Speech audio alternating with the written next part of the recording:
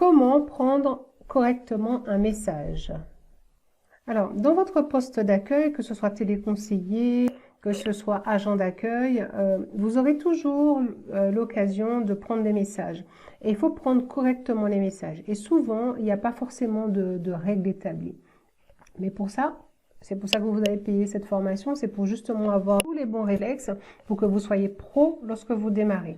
Alors, toujours avoir un bloc-notes à côté de vous, hein, ça c'est primordial dans votre organisation, avoir de quoi noter, un papier, un crayon, pour pouvoir justement noter les informations de votre prospect. Toujours également éviter de faire répéter votre prospect, donc les informations qu'il vous donne.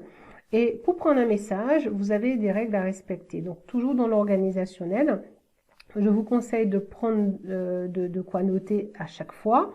Si la personne vous dit c'est un appel parce qu'il veut prendre un rendez-vous et que votre responsable n'est pas là, vous n'avez pas pu transférer l'appel, vous allez prendre le nom de la personne, noter la date et l'heure de l'appel, son numéro de téléphone, le nom de son entreprise, mais aussi vous allez noter son message, le message en disant qu'est-ce qu'il voulait dire en fait, à la base pourquoi il appelait, pour pouvoir le transmettre au bon correspondant.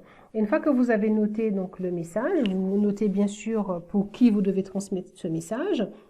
Une fois que ça c'est fait, vous allez aussi noter votre nom sur ce message. Parce qu'imaginons que vous êtes plusieurs dans l'entreprise et que vous travaillez pour votre patron, vous êtes à 3-4 à gérer l'accueil et vous lui donnez des messages mais il n'y a pas votre nom et il a besoin d'une information, mais il ne sait pas qui a fait le message. Donc, soyez pro dès le départ. Donc, vous notez votre nom. Je pourrais vous préparer une fiche, comme ça vous avez un modèle.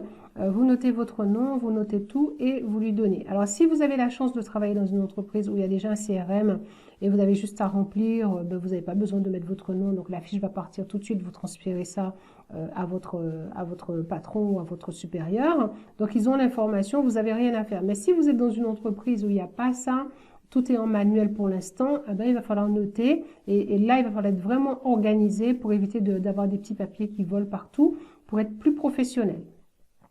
En résumé, la prise de notes doit être efficace, elle doit être aussi systématique pour pouvoir prendre correctement le message et vous devez apprendre également à prendre des notes rapides. Alors je vous conseille effectivement à apprendre la technique pour prendre des notes rapidement. Si vous ne savez pas comment faire, c'est quelque chose qui est très important qui va vous permettre justement d'être assez rapide lors d'une saisie pour éviter justement de faire répéter les personnes. Et aussi lorsque vous prenez votre note, écrivez correctement pour que ça soit lisible pour vous et lisible pour votre patron ou votre collègue pour lequel vous avez pris le message. Donc, alors, lorsque vous avez le doute sur l'orthographe du nom de l'appelant, demandez poliment à votre interlocuteur d'épeler son nom. Alors, c'est pas mal vu, hein, c'est simplement vous voulez pas écorcher son nom. C'est très bien lui dire, monsieur, pouvez-vous me l'épeler, s'il vous plaît? Et bien, vous appelez son nom. Si il vous donne un chiffre et vous entendez pas bien, vous n'avez pas bien compris le chiffre, vous savez, des fois au téléphone, on comprend pas trop bien les chiffres, certains chiffres. Vous pouvez demander de répéter, par exemple, chiffre par chiffre, pour ne pas avoir d'erreur, parce que si vous transmettez le message à votre patron et il téléphone et il tombe sur un numéro erroné, je peux vous dire qu'il va pas être content du tout. Alors, autant vous entraîner à poser la question à la personne en disant, quand il vous dit mon numéro c'est le 06 78 machin et puis vous comprenez pas, vous dites c'est le 78, hein, c'est ça? Pour être sûr que c'est le bon chiffre. Et ensuite, votre rôle, ce sera de vous assurer que le destinataire reçoit bien le message. Alors, lorsque vous avez l'interlocuteur au téléphone et que vous avez pris le message, vous pouvez très bien lui dire c'est bien noté pour moi, vous pouvez compter sur moi, rassurez-vous Monsieur X, je lui transmets votre message dès son retour, merci d'avoir appelé, je fais le nécessaire et je reviens vers vous. Ça, c'est vraiment des expressions qui montrent que vous êtes professionnel, que vous avez un langage pro, et que même votre patron, il va se dire, ouais, mais j'ai rien à faire, la personne il est déjà géniale, il a un bon discours, vous allez paraître quelqu'un de fiable et sur qui on peut compter. Vous pouvez aussi lui dire, je prends en charge personnellement votre dossier. Hein. Si vous voyez que la personne est un peu inquiète et qu'il dit, moi j'ai déjà appelé plusieurs fois, vous pouvez très bien lui dire, monsieur, je prends en charge personnellement votre dossier, je m'en occupe, je fais le nécessaire. Alors une fois que vous avez pris en compte toutes les généralités de comment prendre un message. On va approfondir la prise de message maintenant. Alors, une fois que vous avez eu le message, il va falloir savoir, des fois, vous avez des messages qui sont des messages urgents. Alors, lorsque vous avez un message urgent, il faut quand même noter que c'est urgent et vous assurer que l'interlocuteur a eu le message tout de suite. S'il est pas présent, mais dès son retour, il faut vous assurer que vous pouvez lui donner en main propre ou qu'il va recevoir un mail ou je ne sais pas quelle serait leur procédure en interne, mais en tout cas, vous devez vous assurer qu'il ait le message pour un traitement optimal. Très important que vous ayez effectivement les coordonnées, tout pour qu'il puisse le rappeler.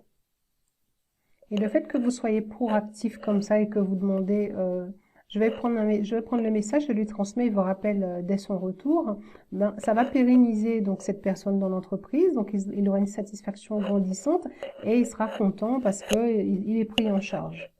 Toujours pensez à faciliter votre interlocuteur. Vous êtes là pour le faciliter et pas pour compliquer les choses, hein.